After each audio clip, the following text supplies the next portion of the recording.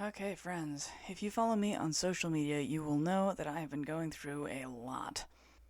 I am transparent with my audience about things in my personal life, unless it's not really mine to share, and tend to be very authentic on social media, so not everybody reads on my social media and knows what's up, so I kind of wanted to give an update on some important things in my world and share some insight into what's been happening.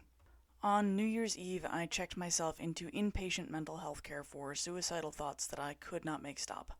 I didn't act on any of them, but I came close enough that I knew I needed help. And it wasn't that my friends and family had abandoned me or didn't do what they needed to. In fact, they were doing everything in their power to help me, but sometimes you just need professional help. I spent 6 days in inpatient care at a local hospital and received top-notch care. The people were incredibly kind and very good at their jobs. I was treated with compassion and dignity, and I am incredibly grateful for their help. One of the things that sent me in there is, to be honest, autistic unmasking. The process of doing that has been really intense, and it has resulted in a lot of identity shifts that are kinda causing some havoc in my life and on my sense of self. It's been hard, and in addition to that, I've been trying to navigate my alexythymia, which is the inability to identify or experience emotions very well. That work, kind of combined with a bunch of factors that were really outside my control, resulted in me having a massive number of really difficult feelings at once, and lacking a way to process them well, I just kind of collapsed. Autistic unmasking is talked about a lot, but it's rare that it ever actually comes through to people just how difficult this experience is. And it's not just because of our relationships with others and how they change because they're viewing us as autistic or we're showing our autistic traits more. And it's not just about the skill regression, which is a challenging enough thing on its own, but it forces us to look at parts of ourselves that we might have hidden away or tried to kill off. I've been referring to it as self-archaeology, where I'm kind of digging through my mind and finding the shards and pieces that were removed or broken off in order to make myself fit in the view that other people had of me. And at this point, at nearly 40 years old, I'm kintsugiing those pieces back together. For anybody unaware, kintsugi is the Japanese art of repairing broken pottery with gold. It not only embraces the broken pieces, but it acknowledges that the break is important in the history of the thing and honors that fracture by highlighting it rather than trying to ignore it or hide it. This process has resulted in some really heavy revelations about myself, not the least of which that I am a trans man. I'm more than just non-binary, I'm a dude. And even saying that out loud right now is kind of stressful. Not because I think anybody is going to react badly to it, because anybody who's with me on my journey has known I'm non-binary for 5 years now, so anybody who doesn't like that about me is not in my world. But the fundamental change that poses to who I am underneath is a lot, because changing your view on yourself is a lot. There have been multiple identity shifts that have happened and are still happening, and they've kind of left me unsure of myself in ways, but at the same time I feel like I'm the Velveteen Rabbit who's like becoming real.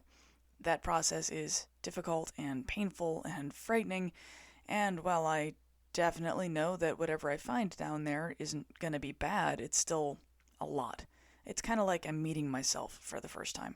In the middle of all of that, we have had other things happening too. A family member who is dear to me has died, and I'm having unrelated family conflict with other people who are also tremendously important to me.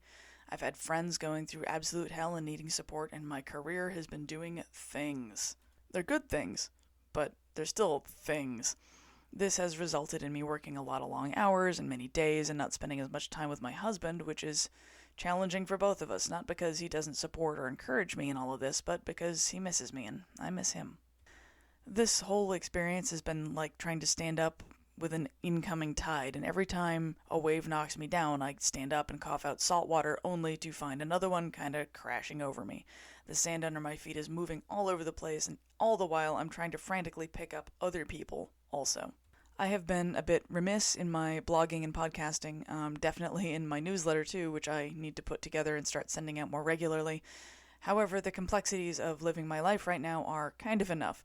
I have been booked solid with work since before Christmas, and I have a number of large projects I'm working on with very tight deadlines, so I've been head down in those trenches trying to ensure my clients get my best work out of me. All of this obviously adds up to significant complexity. I've been trying to sort out my mental health, my identity, my professional self, meet obligations, deal with health challenges, of which I have many, and balance my friends and family. I'm in leadership in 6 places, and that's a lot for anybody. And all of these different pieces and parts are in motion, and I'm trying to balance everything, but it is hard. I am hopeful that in the coming months I will have some answers to some questions that are making my life challenging, and once I get answers, whatever those answers are, I'll have data to make future plans. Right now, it feels like I can only look at like the next 15 minutes at a time. Not what my calendar says, but like I can only process about 15 minutes in the future right now. I will be back with more regular updates and activity. I'm not vanishing. I'm going to do my best to get back into the weekly thing, but I kind of felt like I owed you all some kind of explanation as to where I've been and what the heck E has been doing since just before Christmas.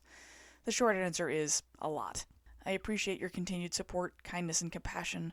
I know none of you are complaining about the fact that I'm not here, but at the same time, I kind of have felt like I owe you some degree of explanation and transparency. That is why you're here, after all. So, thank you, and I will definitely be back to more regular programming in the hopefully immediate future.